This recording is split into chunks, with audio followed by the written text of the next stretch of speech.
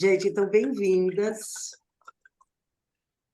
O que está acontecendo agora com a escola? Eu vou pegar cada conto do livro e vou dar aula com mais profundidade, com mais detalhe, com mais tempo, para a gente entrar no conteúdo e se apossar dessa transformação e tentar não ficar só na intelectualidade, mas sim no processo. Porque daí o curso é mais detalhado. Então, a gente faz uma leitura geral do livro, né? Aula a aula, e depois a gente faz esse aprofundado, que você não precisava ter lido o livro, não precisa ter feito o primeiro curso, mas é uma oportunidade para a gente detalhar todas as questões, porque cada capítulo é super rico, e toda vez que a gente dá uma aula, o comentário é o mesmo, que é muito conteúdo para cada capítulo. E mesmo agora, eu estava começando a fazer a primeira aula, eu falei, gente, 6 aulas também não dá, mas a gente tem que deixar desse nível de perfeccionismo, de querer também se apossar de tudo, e vocês vão fazendo junto a leitura complementar, né? Depois leiam o capítulo, leiam o pedaço que eu falei, a primeira parte da história, que daí vai ajudando vocês a fazerem o processo psíquico de vocês e se aprofundar mais na percepção do que está acontecendo e numa coisa mais aprofundada, individual, de cada uma de nós, dentro das nossas histórias pessoais, a gente conseguir discriminar esses aspectos psíquicos que estão sendo tratados nesse arquétipo específico que a gente está falando. Então, o que eu fiz? Eu peguei o conto do Patinho Feio para falar sobre o diferente que eu sou e a diferença que eu posso fazer no mundo. Se eu consigo entender essa diferença como um grande valor e não como um trauma, eu posso fazer muita diferença no mundo, entendendo todos os meus valores, aquilo que me diferencia, aquilo que me transforma em mim. Então, só para fazer essa introdução, a gente está falando do livro Mulheres que Correm com os Lobos, da Clarissa Pinkola Estés. E a gente vai tratar o capítulo 6 do livro, onde ela fala sobre essa questão do arquétipo, do adotado, do isolado, em busca da minha turma, porque eu estou completamente exilado num lugar onde eu não me sinto pertencer ao mundo, e aí eu vou em busca da minha turma, e para isso eu estou usando o livro Mulheres que Correm com os Lobos. A nossa referência básica, que também é a referência da Clarissa, é o James Hillman e o Carl Gustav Jung, que estão falando, os dois falando sobre arquétipos, e o Hillman é quem amplia a psicologia do Jung, levando para a psicologia arquetípica. Então, o Jung traz o conceito de arquétipos, de inconsciente coletivo, dessas imagens onde todos nós somos iguais, e o Hillman amplia essa psicologia do Jung, falando da imagem, a forma como a gente imagina algo afeta a forma como a gente se relaciona com esse algo. Então, se eu reimaginar, eu consigo me relacionar de outra forma. Então, a cura está na imaginação. A forma como eu imagino traz a patologia, e a forma como eu imagino pode trazer a cura. Então, a gente vai trazendo essas imagens para a gente reimaginar a forma como a gente entende essas questões que vão ser tratadas neste ponto. Lembrando sempre que a gente está falando da natureza humana, então a gente não está falando de patologia, nós estamos falando daquilo que é natural, porque nós somos mortais. E como essa imagem psíquica atua neste mortal, e como esse mortal pode transformar, metamorfosear essas imagens da forma como a gente imagina e tem crenças fixadas que dificultam a nossa manifestação na vida. Então, da natureza humana é a dificuldade. E da natureza humana é a possibilidade de transformar. Então, a gente sempre tem a possibilidade de se recriar. Ao mesmo tempo que a gente tem a dificuldade, materializa, liberaliza as crenças e cria os traumas, a gente também tem a possibilidade de cura, reimaginando aquilo que nos aconteceu e a forma como a gente entendeu aquilo. Aí, lembrando sempre essa imagem, que é qualquer semelhança não é mera coincidência. Nós todos somos iguais e eu vou estar falando de questões que pertencem a todos nós. Então, hoje, na primeira aula, eu vou estar falando do abandono, a rejeição, o diferente e o exilado. Então, nesse capítulo 1, a gente vai estar tratando todas essas situações que permeiam a história do Patinho Feio.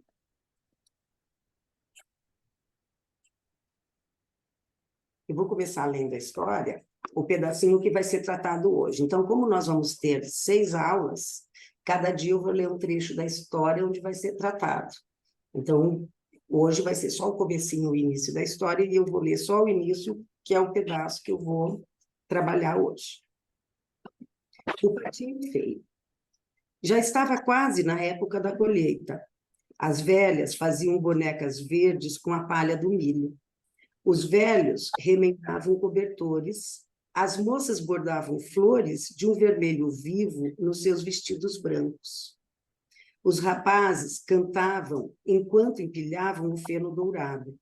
As mulheres tricotavam blusões ásperos para o inverno que viria. Os homens ajudavam a colher, arrancar, cortar e ceifar os frutos que os campos haviam produzido. O vento apenas começava a soltar as folhas um pouco mais, e mais um pouco a cada dia que passava. E lá, para os lados do rio, uma pata chocava uma ninhada de ovos. Tudo estava indo como deveria para essa mãe. E, afinal, um a um, os ovos começaram a tremer e sacudir, até que as cascas racharam e deles saíram cambaleantes seus novos filhotes. Restava, porém, um ovo muito grande. Ele estava ali, parado como uma pedra. Uma velha pata veio visitar e a mãe pata exibiu seus filhotes. Eles não são lindos? Gabou-se ela. Mas o ovo, ainda sem rachar, chamou a atenção da velha pata. E esta tentou dissuadir a mãe de continuar a chocar aquele ovo. É um ovo de perua, exclamou a velha pata. Absolutamente não serve como ovo. Não se pode levar um peru para dentro d'água, você sabia? Ela, a velha pata, sabia, porque já havia tentado. A mãe pata, no entanto, achou que estava chocando há tanto tempo que mais um pouquinho não ia fazer mal. Não estou preocupada com isso, disse ela. Mas você sabia que o safado do pai desses patinhos ainda no meio não me veio visitar uma vez sequer? Afinal, o ovo grande começou a estremecer e a rolar. Acabou quebrando e dele saiu uma criatura grande e desajeitada. Sua pele era marcada por veias sinuosas, azuis e vermelhas. Seus pés eram de um roxo claro, seus olhos de uma rosa transparente. A mãe, pata, inclinou a cabeça, esticou o pescoço e o contemplou. Não pôde se conter, ele era feio mesmo. Talvez seja mesmo um peru, preocupou-se ela. Contudo, quando o patinho feio entrou na água acompanhando os outros filhotes, a mãe pata viu que ele nadava muito bem. Ele é dos meus, apesar de ter essa aparência tão estranha. No fundo, porém, do ângulo certo, ele é quase bonitinho. E assim ela o apresentou às outras criaturas do quintal da fazenda. Mas antes que percebesse, outro pato atravessou o quintal a toda e bicou o patinho feio bem no pescoço. Pare com isso, gritou a mãe pata. Ora, ele é feio e esquisito. Ele precisa que o maltratem, retrucou o valentão. Mais uma ninhada. Como se já não tivéssemos bocas demais a alimentar, exclamou a pata rainha com o trapo vermelho na perna.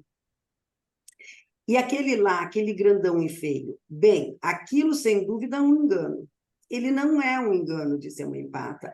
Ele vai ser muito forte. Foi só que ele ficou tempo demais dentro de um ovo e ainda está meio deformado, mas ele vai se recuperar.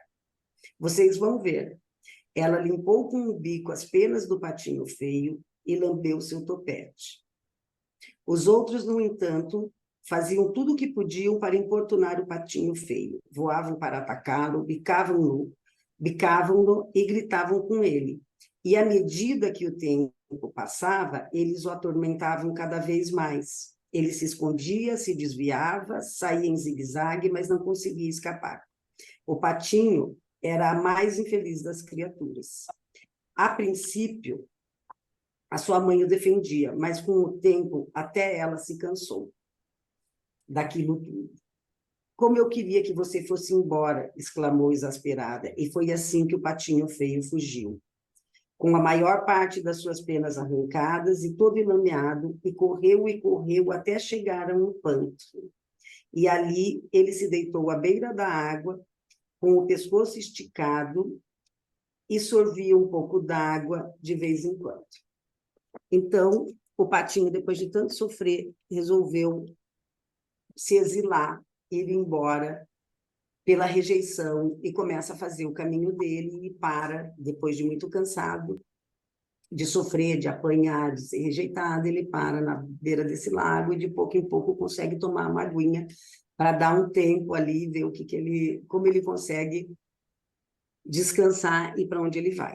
Então, essa primeira parte da história está falando exatamente disso, do arquétipo do rejeitado, do diferente, do órfão e do abandonado. Para falar sobre isso, eu separei várias questões que a gente pode olhar nessa questão do exílio.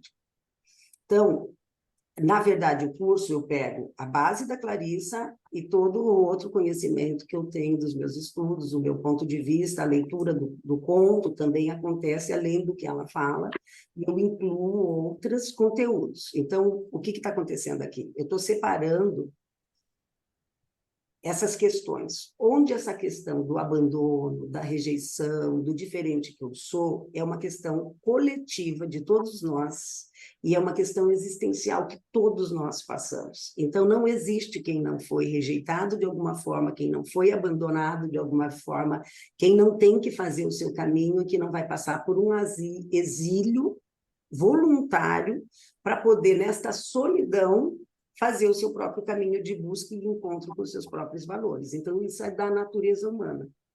E a gente tem isso como se isso fosse um trauma e um modelo que não poderia acontecer e que tem gente que não passa por isso. Não, todo mundo passa. Mas a peculiaridade disso é a história de vida de cada um, a história das famílias, o contexto que eu nasci, na mesma família, o momento em que eu nasço, a minha própria história de vida, né? O meu confronto individual com a vida, e fora todas essas nuances, é óbvio que tem gente que passa por um abandono muito maior, por uma rejeição muito maior, então a intensidade disso também muda em nossas vidas. A percepção do abandono e de nos sentirmos sozinhos nessa solidão é da natureza humana, mas tem gente que passa por abandonos muito maiores, com intensidades maiores, com traumas maiores, e essas diferenças todas que vão se dar na infância de cada um de nós. Então, eu vou tratar esse conto nesses aspectos. Para falar sobre este arquétipo do abandono na aula de hoje, eu vou estar falando dessa questão coletiva e existencial, que é o mito do herói. Vou usar o mito do herói para falar sobre isso. Vou falar sobre essa sensação de rejeição e abandono que se dá por conta dos valores culturais e da sociedade, como a gente se sente diferente e rejeitado. Vou falar como a gente se sente dentro da própria família, diferente, rejeitado, abandonado, e que isso não tem como, cada um vai ter que lidar com a sua própria dor. E como que a gente lida com isso e passa por isso por uma questão pessoal, individual de cada um de nós, por conta do nosso perfeccionismo. E daí eu vou falar do mito de Narciso e a nossa imagem pessoal, e quando nós mesmos nos rejeitamos por esse ideal de quem eu gostaria de ser. Então, eu vou pegar esse conto e trabalhar todas essas questões em cima desse arquétipo do órfão, do abandonado e do diferente. Então, nessa questão coletiva e existencial, a primeira coisa que eu quero trazer para vocês é o mito do herói.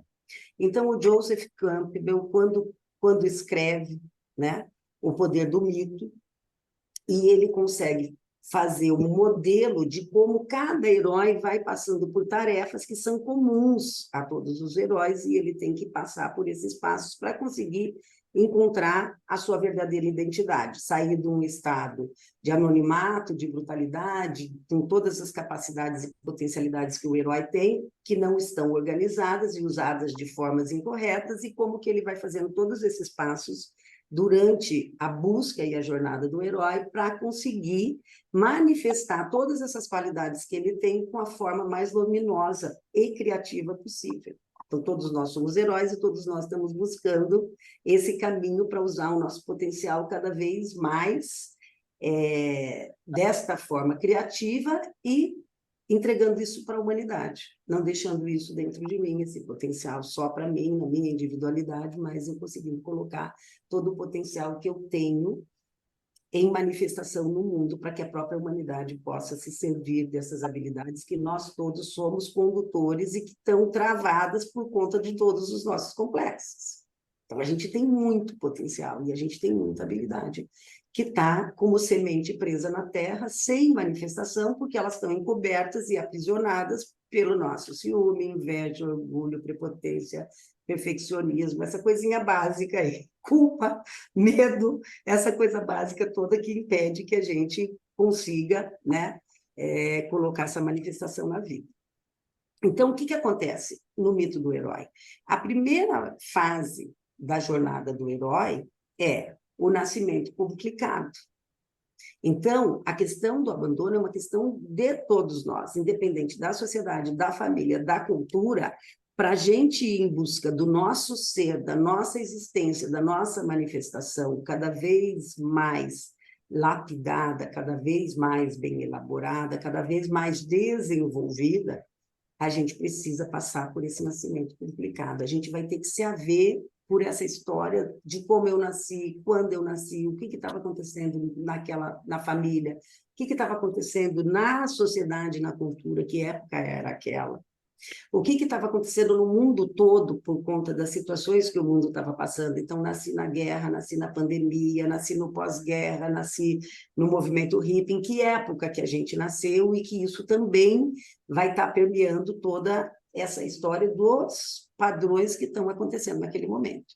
Então, na jornada do herói, o nascimento complicado é uma coisa comum. Estou trazendo essa imagem para a gente entender que, então, não é só por conta da minha família, não é só por conta do ambiente onde eu cresci, mas isso é um aspecto que todo humano vai ter que lidar. Esse abandono, esse ir embora, ir em busca da minha turma, buscar cada vez mais me aproximar daquilo que é valor para mim e viver mais próximo dos meus valores. Então, eu estou colocando aqui o Moisés, né? Para fazer o trabalho dele, ele tinha que chegar no Egito. O Cristo, para conseguir nascer, aquele nascimento complicado, que está sendo perseguido, crianças todas mortas, e ele foi a única criança que sobreviveu, porque estava aquela ameaça de quem seria essa criança divina que nasceria, e era uma grande ameaça para aquele sistema todo, o Cristo com seu nascimento complicado. O Édipo, na mitologia grega, vai ser mandado embora, tem que ser pendurado numa árvore, tem que ser exposto para ver se ele morre. Se a gente chega no conto de fadas, o que a gente vê? A Branca de Neve, né? Todas elas expulsas, a Bela Adormecida. Então, nos contos de fadas está ali o patinho feio, ele precisa ir embora, ele é rejeitado, ele não faz parte daquele ambiente e a gente tem que começar a nossa jornada. Então, o primeiro passo da nossa jornada é esse exílio voluntário que eu falo. Eu vou sair deste lugar como eu me vejo, eu vou sair deste lugar como eu estou vivendo, eu vou sair deste lugar que eu estou me submetendo. Então, tem uma saída.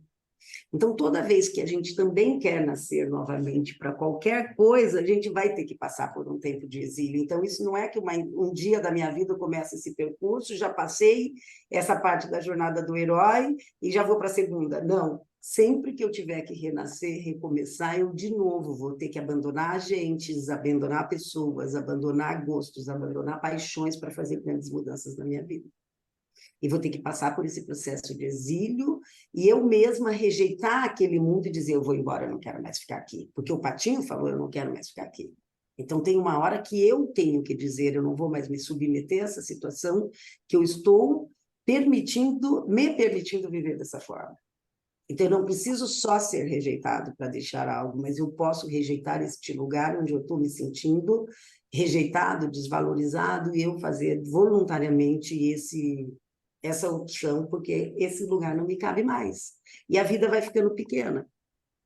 Então, a vida pede para a gente uma nova profissão, a vida pede para a gente, às vezes, um novo casamento, a vida pede para a gente, às vezes, um recomeçar por conta de um luto, que a gente tem que recomeçar, a vida coloca filhos a mais na nossa vida, a hora que a gente vê, a gente tem que começar tudo de novo, porque é um filho a mais, é uma separação, então esse movimento desse isolamento sempre vai acontecer, e a gente está se sentindo já feio nesse lugar.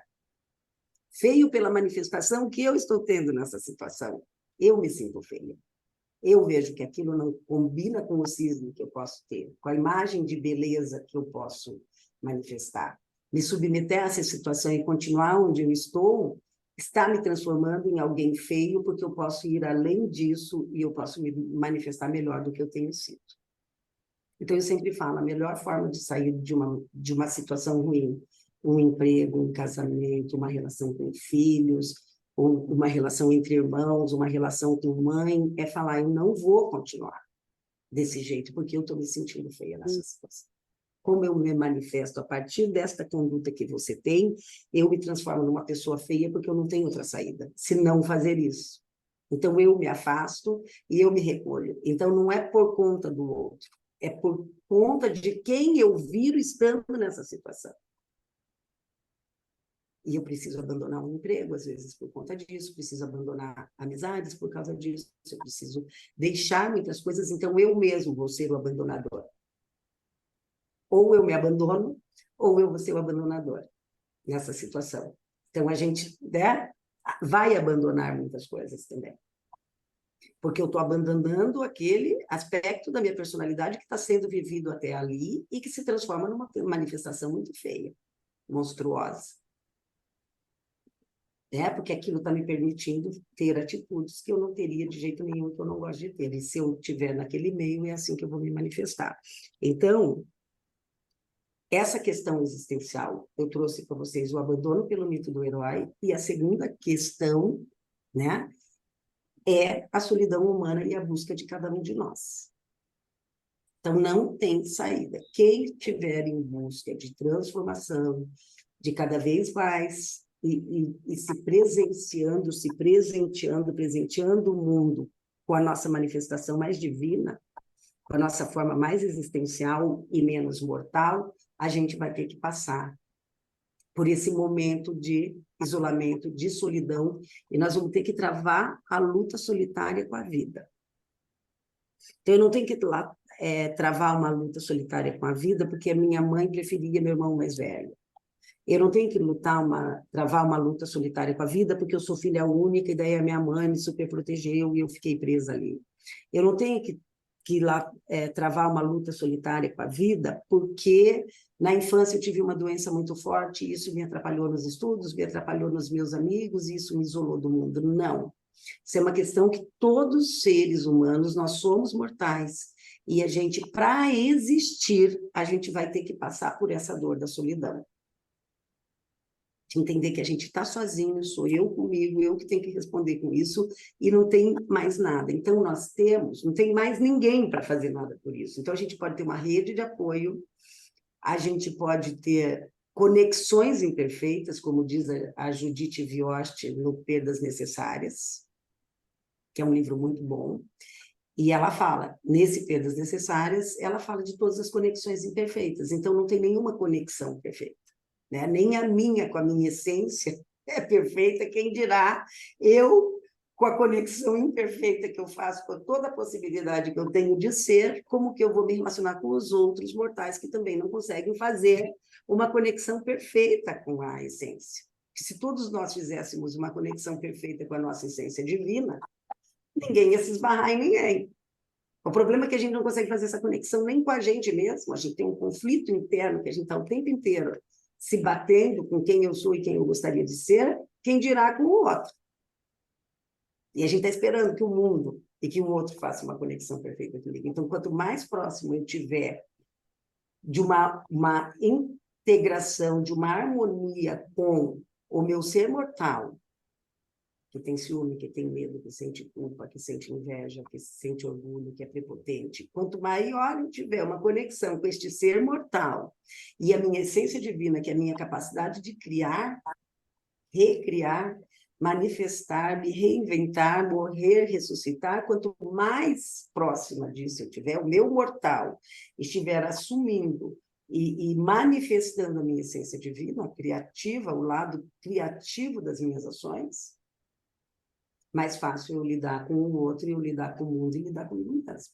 Por isso que toda transformação só pode passar por mim.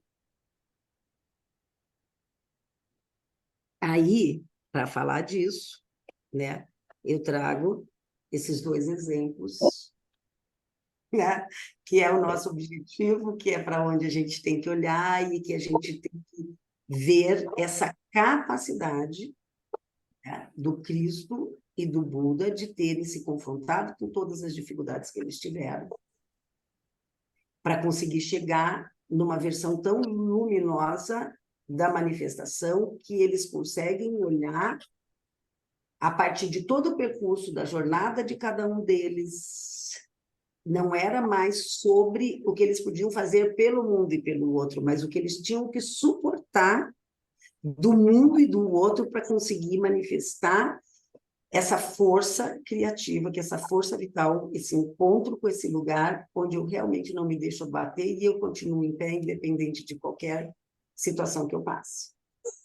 Então, os dois venceram o mal do mundo, né? Os dois venceram a humanidade deles, e venceram o mal do mundo. Então, independente de todas as dificuldades, eles conseguiram se manter no centro, nessa centralização conectada com a força vital, com a força criativa, independente do que eles estivessem passando, os dois. Na fome, na tristeza, na decepção, no abandono, na traição, na descrença, na falta de fé, que chega numa altura que você fala, não é possível, né? Então, o próprio Cristo chega numa altura e diz, não, Pai, você me abandonou, isso aqui não está certo. Então, não era mais sobre ele fazer milagre, multiplicar pão, ver o quanto ele podia se ele tivesse conectado com essa força. Era ver quanto você pode quando você está na miséria, você está com dor, você está doente, você está com medo, quando você perde a fé. O quanto você pode num momento desse. Então, essa ideia de que a gente vai chegar um dia e vai chegar nesta imagem, não. A gente vai reeditar esta imagem a cada percurso e a cada percalço da nossa vida. Então, a gente nunca vai chegar lá, mas a gente está cada vez mais próximo da conexão mais rápida com essa força vital, instintivamente, e cada vez mais pleno, independente do que eu esteja passando. Então, o mundo cada vez me agride menos com as situações que eu estou passando. Eu continuo caminhando com a fé naquilo que eu estou buscando e a certeza que eu, em algum momento, vou transformar essa minha manifestação. Então, eu coloco eles dois aqui para, de novo, a gente entender se as grandes figuras que a gente tem no Ocidente, né, que são os pilares, né, dessas figuras do Ocidente para nos dizer sobre um mortal que conseguiu viver de forma criativa, sustentado nessa força do amor, do caminho, da verdade e da vida e da verdade, o tempo inteiro lutando por uma verdade, por não vender a alma, por não vender barato. Então, esses dois, eles passaram por uma situação de abandono, de exílio, de marginalidade, de solidão sem fim. Né? O Buda embaixo da árvore, aquela solidão enorme, tendo que se confrontar com os demônios dele.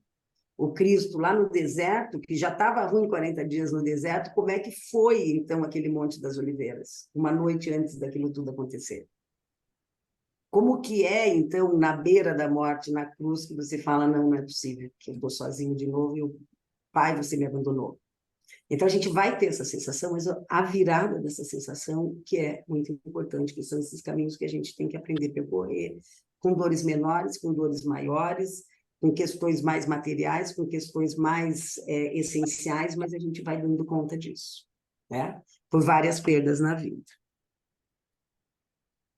E a gente vai criando essa força, e essa que é a busca. Então, a jornada do herói, ele está buscando isso, e no final, mata o herói.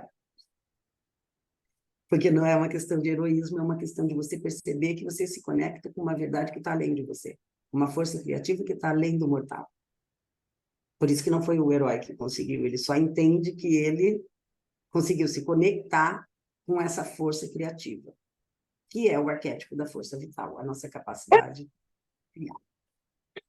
Então, é como se tudo isso estivesse tentando nos libertar daquilo que prende esse potencial criativo que pode se manifestar na vida. Então, tudo que a gente passa, no caos, tanto na ordem, está tentando conectar, nos fazer conectar com esse potencial criativo. Só um pouquinho aqui, deixa eu ver. Pronto. Então, essa libertação, todo esse percurso está em busca dessa libertação dos padrões psíquicos, dos complexos que nós mortais temos e que impede que essa manifestação aconteça.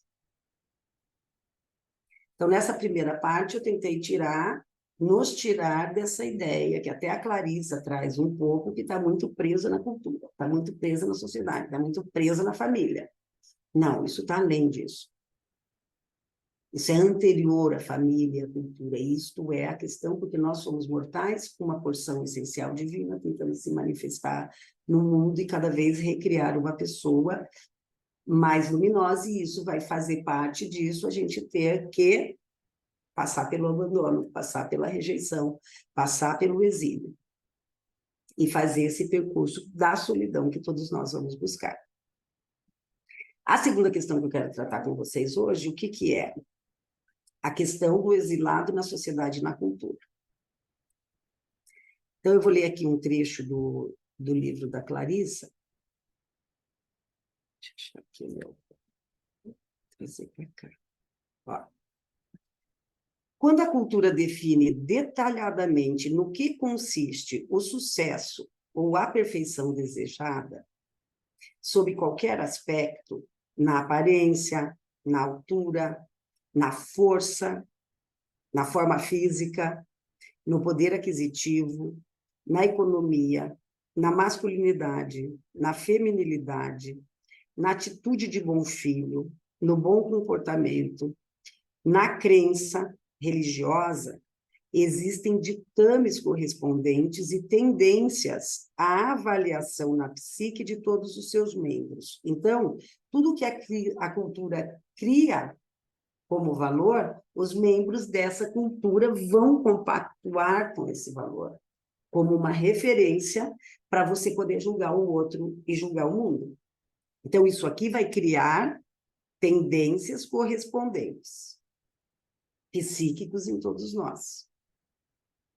Então, todos esses valores que vão detalhadamente ser definidos por uma cultura e por uma sociedade, a gente vai, queira ou não queira, a gente vai criando esses conceitos e esses preconceitos conosco e com o mundo. Então, eu não uso esse conceito só para julgar o outro e o mundo, eu uso esse conceito para me julgar. Eu quero caber dentro desses ditames detalhados. Então, a grande rejeição começa a rejeição que eu faço por mim mesmo. Essa é a primeira rejeição. E quanto mais eu me julgo, quanto mais eu me critico, quanto mais eu me rejeito, mais eu vou jogar isso para o mundo externo. Então, quanto mais eu conseguir diminuir esse conflito entre o mortal e o divino em mim, né, mais fácil será de viver.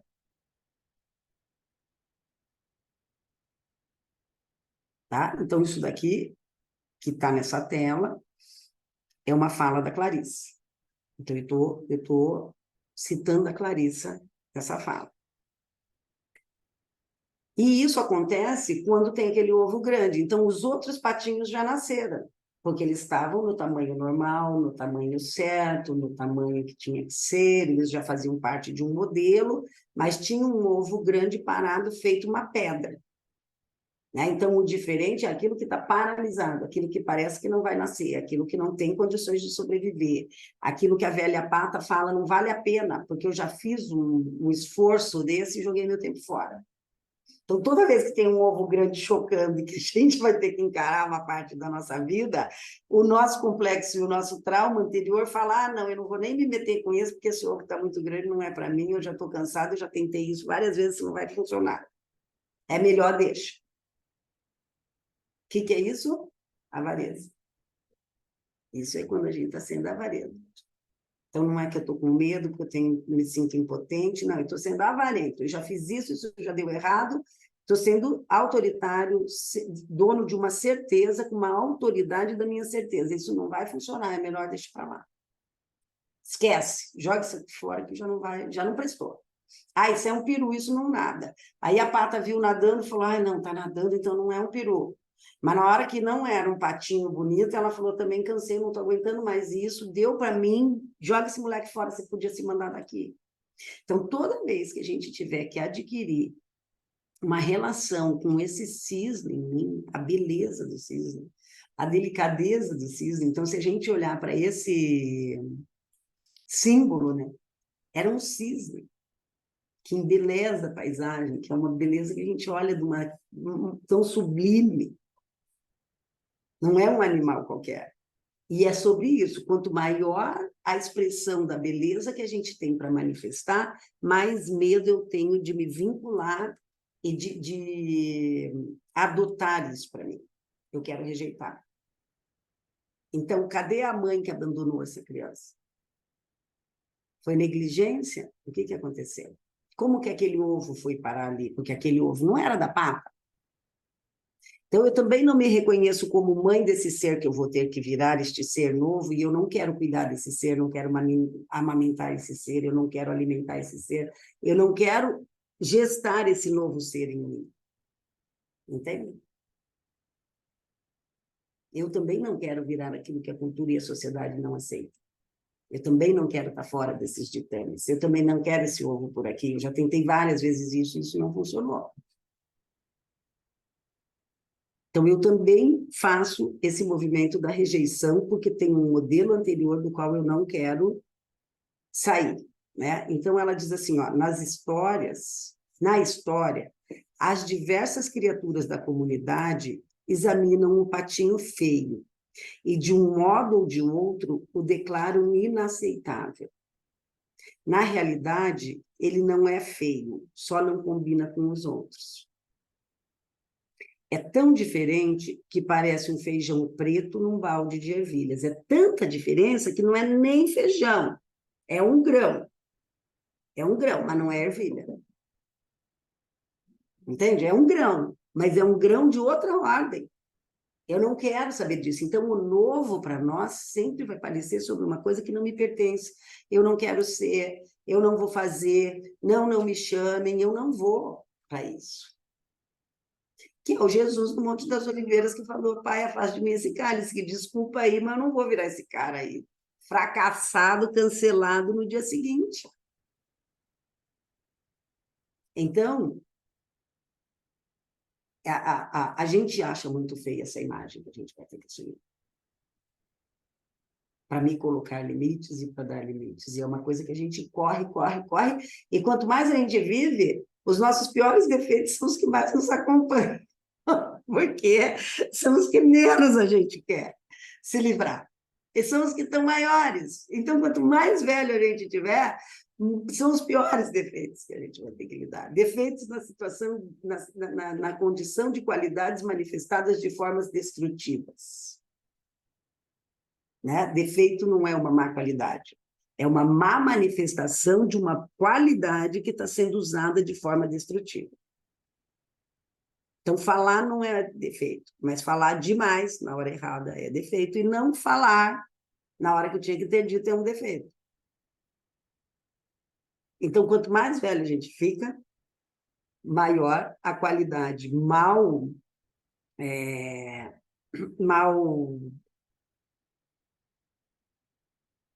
como que é a palavra que eu quero usar? Menos desenvolvida. A habilidade para lidar com isso é muito pequena. Então, quanto mais velho eu tiver, eu vou ter que lidar com situações que eu tenho menos habilidade para lidar, porque eu desenvolvi muito pouco essa habilidade. E é disso que eu não quero aprender. É isso que eu não quero ser. É isso que eu não quero escutar. É isso que eu não quero fazer, porque eu resisto. Então, eu não quero chocar esse ovo e eu não quero falar sobre isso. Então, esse diferente, ele fica muito feio porque a gente não se reconhece nesse papel. E a sociedade acha muito feio muitas coisas. Então, a gente tem enormes preconceitos pelo diferente. E a gente está num tempo que está tendo muita discussão sobre isso, né? E aí fica um grande movimento de quem a vida inteira foi o rejeitado, foi o isolado, as grandes partes da população que sofreram essa rejeição e este preconceito virou a turma do mimimi. Quer dizer, mimimi, passaram por uma opressão a vida inteira. Então, mulheres, obesos, negros, então era preconceito de raça, de cor, de tamanho, de poder aquisitivo, tudo que ela coloca ali, de condição social, está tudo colocado ali. E a gente está num momento da humanidade que vai ter que incluir. É a diversidade, é a inclusão, e a gente está se batendo todos nós com essas diferenças e com essa inclusão da diversidade. Mas vai começar com esse movimento e chega uma hora que isso vai estar entre nós e a gente vai chegar nessa tão famosa era de Aquário, onde todos os seres convivem em harmonia e que é suportável aceitar o diferente. Só que a gente está fazendo a parte na hora da pressão, que todo mundo tem que se suportar e ninguém se suporta, daí todo mundo se odeia por causa disso e se odeia mais ainda, porque vai ter que amar. E porque vai ter que aceitar. E a gente vai passar por esse tempo de tensão, e esse tempo de tensão, não sei quantos anos durarão e quanto tempo vai durar para que a gente viva em harmonia entre todos os seres, sem essa ameaça do diferente, esse etnocentrismo, que é a minha cultura, que é a que eu elejo esses valores, que é a certa. E aí cada um na sua diversidade brigando com o outro diverso. Então é só briga, não, ninguém se aceita. Porque é muito diferente, é muito difícil para nós dar conta de quem é diferente. Mas se eu não dou conta das diferenças dentro de mim, quem dirá, de novo, como eu vou dar conta disso fora? Né? Então, essa cultura, essa sociedade que faz uma referência de valor, cria essa referência de valor, é uma sociedade patológica. Às vezes aí o filme da Barbie está dando o maior bafafá. Né? Os homens estão ofendidos, as mulheres estão adorando, quem é machista não gostou, quem é feminista adorou, e está uma confusão a história. Mas a questão é que está vindo à tona um assunto. Qual que é o valor real de uma mulher, qual que é o real valor de um homem, qual que é o real valor, e quando vira essa disputa, um abaixa para o outro subir. A gente não consegue entrar em dar o mesmo valor para o diferente e unir essas forças, né? Então, isso seria a nossa busca como seres divinos, onde a gente vai chegar. Então, o problema é essa referência de valor social, o quanto que eu me abandono, o quanto eu me exilo, eu vou para o exílio, eu me abandono por conta desse valor social, e quanto eu abandono o outro e rejeito o outro por conta desse valor social. O quanto a gente sofre, né? Eu me lembro muito da Marion Woodman, naquele livro Feminilidade Consciente. Quando ela está escrevendo aquele livro, que é um apanhado de entrevistas que fizeram com elas, vários jornalistas e repórteres diferentes, e ela vai contando a história da vida dela, cada um, hora de um jeito para cada um, e ela fala sobre uma situação que ela passou na Índia, e que ela viu o corpo dela morto no chão, porque ela passou por uma diarreia muito grande, não se alimentava, vômito, diarreia, sozinha no quarto de hotel, e ela se viu, ela desmaiou, ela se viu de cima, como se ela estivesse morrendo, olhou para aquele corpo, e ela pensou, será que eu vou embora ou eu fico? Será que eu morro e desisto e me abandono? Ou será que eu volto? E a hora que ela viu aquele corpo, ela falou, eu não vou morrer desse jeito, eu não vou deixar esse corpo sofrido, que passou pelo que passou e que viveu como viveu. E ela volta ali, dali ela faz todo um legado, uma história, e cria uma mulher com um conceito, um trabalho maravilhoso, que ela é uma canadense, e daí todo o trabalho e legado que ela deixou depois dos 50 anos dela. E ela faz aquela escolha. Então, toda vez que acho que eu estou sendo muito injusta comigo, ou a gente está conversando com alguma amiga, ou eu estou mesmo numa sessão com algum paciente meu, eu falo, imagina, se a gente morre e olha para esse ser e pensa o quanto a gente maltratou essa pessoa, porque a gente foi tão duro com a gente, porque a gente tinha referências de valores tão pobres, que dificultaram tanto a nossa manifestação e fez a gente sofrer tanto. Então, se o Jung fala que o único problema que nós temos somos nós, é sobre isso que a gente tem que pensar. as minhas referências de valores e como essa cultura e essa sociedade, com a referência de valor, eu consigo fazer uma aliança com isso e não consigo deixar esses ditames falarem sobre o meu valor. E eu perco o valor por conta desses ditames que eu assumo. Esses preconceitos que eu mesma faço, comigo mesma. Então, esse modelo e essa referência de valor que faz a gente estar com esse sorrisinho amarelo dentro de uma caixa, fingindo que está ok. E que está tudo bem, e que estou feliz, e que estou satisfeita. Afinal de contas, por que você é tão exigente se a vida é desse jeito? Então, outro dia eu fiz um recorte da primeira aula que eu fiz do Patinho Feio, em 2019, que ainda era presencial, falando exatamente disso. Não, a vida não é desse jeito. A vida não é assim mesmo. A vida é rica, a vida é luminosa, a vida é brilhante, a vida é criativa. O que é assim mesmo é a morte. É quando eu estou morto, quando eu estou adaptado, quando eu não estou criando vida, quando eu estou fingindo que está tudo muito bem. E a sociedade e a cultura o tempo inteiro falam, nossa, mas você é muito exigente, né? Eu não sei o que você está querendo. Porque as coisas são desse jeito. Casamento é assim mesmo, filho é assim mesmo, trabalho é assim mesmo. E aí é uma cultura que joga a gente para o pouco. Fique satisfeito com menos. Viva pobre, viva na miséria, viva sem nada, vive essa morte, fique morto, mas nunca vá buscar viver cheia de ânima, animada, né? Se sentindo animada, cheia de vida, com essa energia circulando e você se sente um ser espiritual, porque você cria cada vez uma manifestação diferente nas mais diversas situações. Então, o problema é caber na caixa e achar que tá bom porque é desse jeito mesmo. Então, essa frase aqui da Clarissa, eu acho, é de uma profundidade, né? Sermos nós mesmos faz com que nos exilemos de muitos outros. É isso que eu digo, a gente vai ter que abandonar muita gente pelo meio do caminho para ser verdadeiro e ser autêntico e não produzir um ser que eu rejeito quando eu estou com essas pessoas. No entanto, concordar com o que os outros querem faz com que nos exilemos de nós mesmos. Então, toda vez que eu estiver querendo participar de uma cultura, de uma sociedade, de modelos, e me adaptar a isso tudo, eu estou exilada daquele ser mais essencial, mais criativo e mais divino que existe em mim. E, na verdade, o diferente que eu sou, se for se manifestar autenticamente, é um ser que vai se destacar. Se eu lidar com a diferença, com o diferente que eu sou, eu vou ser um ser que eu vou me destacar, porque aí sim eu sou um ser único e a manifestação desse ser único vai fazer diferença no mundo. Essa imagem é muito linda nesse sentido.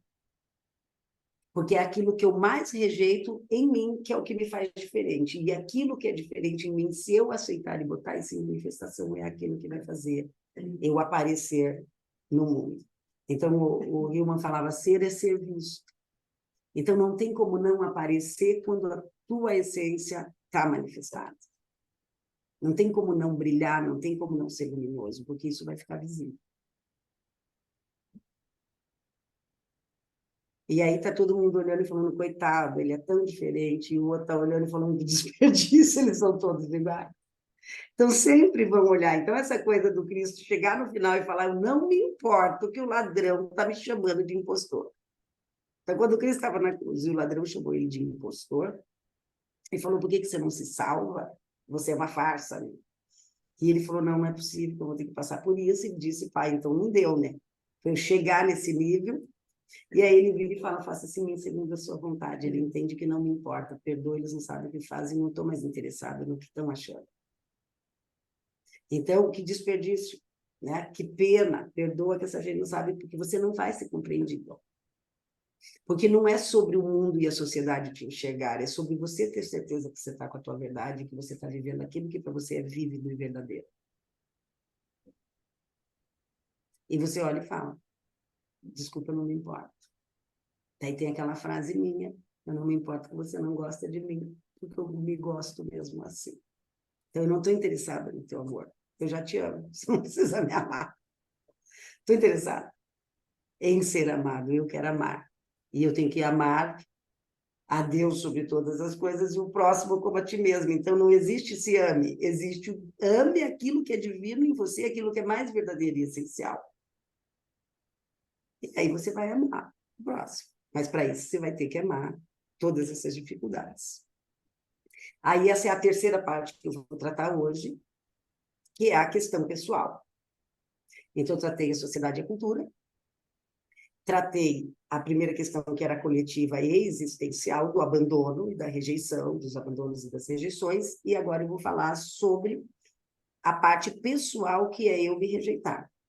Não é nem a cultura, o exílio, o isolamento, a interioridade, esse lugar de solidão que eu tenho que entrar para dar conta dessa rejeição que eu mesma faço por mim mesma. Então, quando eu mais me rejeito é porque eu estou identificada com essa imagem narcísica de belo que eu criei.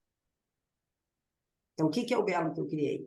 Ah, eu tenho que ser a pessoa que agride, eu vou ser agressiva, as pessoas têm que ter medo de mim.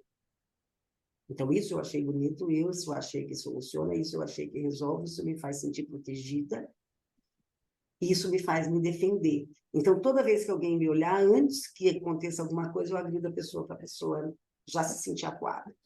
E eu me sinto que acuar e oprimir é uma imagem dela. Ou eu viro a vítima.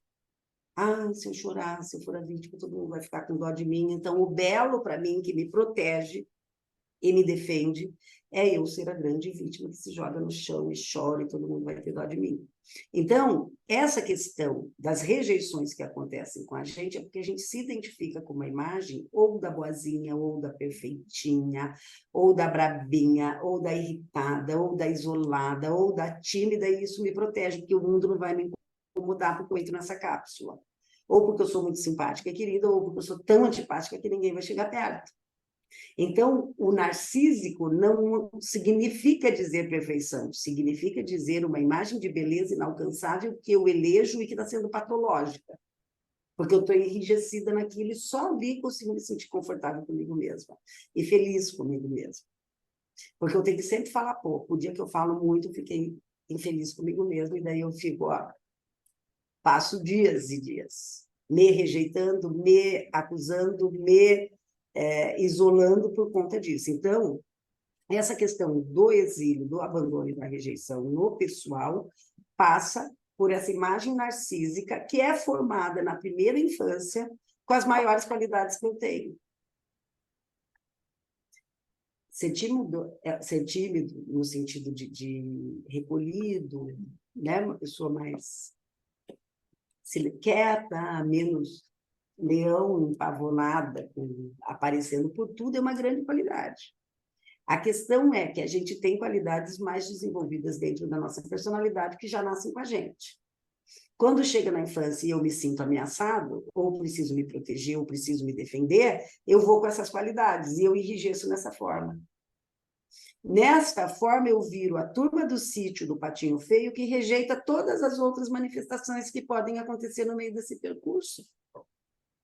Então, se eu virei a boazinha, é a forma que eu elegi. Eu virei a turma do sítio, eu sou o patinho bonito, eu sou os ovos que nasceram primeiro, eu sou aceita na turma, eu lá dentro tenho comida. O resto eu não quero saber, porque é muito diferente de mim, mas o resto também sou eu. E eu rejeito. Então, eu acabo me rejeitando. E o que eu rejeito tanto em mim que dificulta tanto a minha vida? Que quanto mais velha a gente vai ficando, menos a gente quer se livrar e mais está me causando problemas nessa altura da minha vida. Né? Sobre o que é que eu estou rejeitando. E quem em mim me rejeita? A minha covardia? Está rejeitando aquela que tem que ter coragem? A minha preguiçosa? Está rejeitando aquela que tem que ter disposição? Quem que está me rejeitando? Aquela muito disposta, que está rejeitando a minha preguiça, porque eu preciso descansar? A que fala muito está rejeitando a que tem que falar pouco? Né? Quem em mim me rejeita? Então, eu coloquei essa imagem do Cristo expulsando os vendilhões do templo. Então, quem são os vendilhões em mim? Para quem que eu me vendo? E quem está fazendo o comércio da minha alma dentro de mim mesma? Vocês entendem que essa é uma pergunta bem profunda? Vocês entendem simbólica e metaforicamente o que significa dizer isso? Eu acabo vendendo a minha alma, ou por preguiça. Quem que está me vendendo? A minha preguiça, o meu orgulho, a minha prepotência? Quem que está vendendo a minha manifestação melhor que eu teria que ter neste momento da minha vida? É preguiça, é orgulho, é ganância, porque só eu ganho, é prepotência, porque eu estou achando que eu posso mais do que eu posso. Quem que está vendendo neste momento a minha paz, que seria o exercício de uma vida vivida com mais tranquilidade? Quem que está me tirando a paz? Em mim. Então, eu tenho que expulsar os vendilhões do meu tempo. É o meu medo? É a minha covardia? É a minha ganância, porque eu quero ganhar o tempo inteiro?